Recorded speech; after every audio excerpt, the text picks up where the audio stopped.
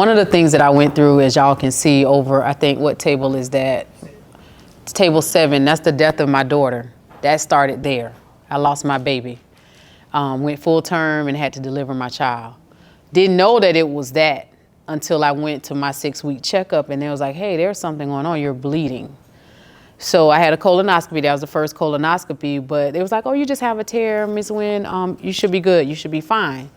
Well, still not getting therapy. Well, I did get therapy, but at this point I'm angry because why did my child have to lose my child, right? So then fast forward, I'm out to eat with my son, and before they delivered the food to the table, and I'm like, okay, Brian, I'll be back and going to the bathroom. I take off in the bathroom. It was like an urgency. Like, it was almost like I was about to deliver a child. Like the pressure, it was pressure. And so I go to the bathroom, there's nothing there, but it's full of blood, the toilet. Oh, wow. So we take off, I'm like, Brian, we gotta go. So I go home, and then it happens again. And so I'm like, okay, I'm going to the doctor on Monday. So they scheduled me for a colonoscopy. And then that is the that second colonoscopy, they were like, okay, you want Lielda or Humira? I'm like, I don't want either of that. I'm not taking no medicine, you know? So that was my thought process. I'm not taking any medicine. I don't know what this is, but something's wrong. And I started feeling sick, like tired. So when you go to the bathroom, most people go to the bathroom, they go to the bathroom, they done, they wash their hands and they go. But for me, what was happening is I started feeling like I was passing out. One time I did pass out in the bathroom, and I just had to lay there until I woke up. Didn't know what was going on. So again, I was like, okay, maybe, I'm just stressed. The boys one is in college, the other one is coming up the rear. And I internalized my stress. So I would sleep it off. So I'd be in the bed sleeping. My boys would be like, why is she in the bed? Well, I was stressed. That's how I dealt with stress. And then it just started getting worse and worse. So now people on the outside are saying, Steph, you on a diet?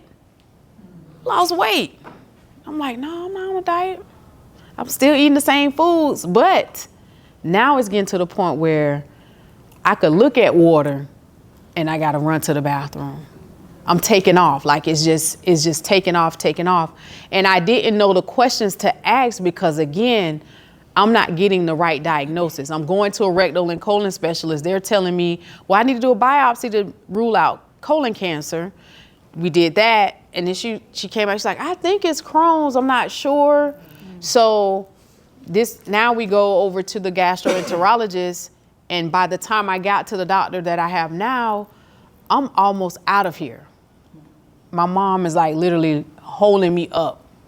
And so it wasn't until I saw the look in my mom and dad's eyes where my mom said she's not eating. I stopped eating. I couldn't drink. I wasn't driving.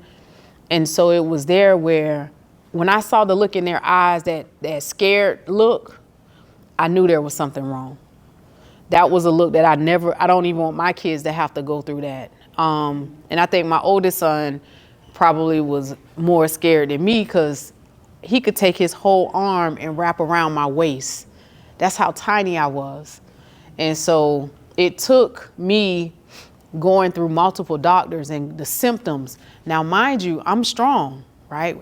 Like you said, it looks different for Black women because we can hold it together because we got to take care of this family. We got to pay the bills. We got to make sure the kids straight. We got to make sure that we straight on the outside.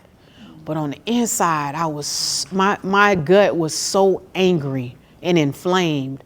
So once I had the third colonoscopy, my doctor was like, listen, I need you to stay away from anything with the drive-through window.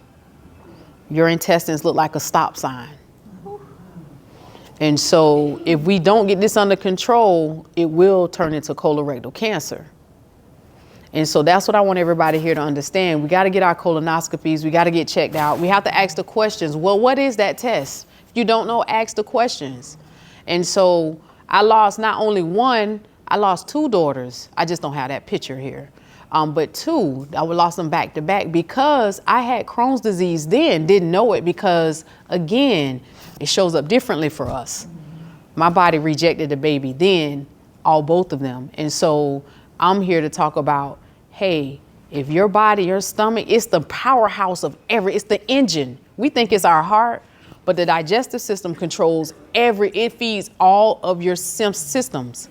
And so when your gut is angry, your heart angry, because your heart is pumping, you know. And so it again, my answer to that is, it wasn't until I got with the third GI doctor where he knew, he was specialized, and he knew, okay, yeah, this is Crohn's. And it was, I'm telling everybody, oh, I have ulcerative colitis in my large intestines, Crohn's disease in my lower colon. It's actually Crohn's colitis that falls under IBD. So and you all probably was like, dang, well, how'd she know that? Because I educated myself. And I want everybody to know, like, don't just let these doctors tell you, research it for yourself. If you're diabetes, research, well, what type of diabetes do you have? What type of insulin do you have to take? I'm on Remicade every 7 weeks right now. So I know that Remicade these are the side effects of it.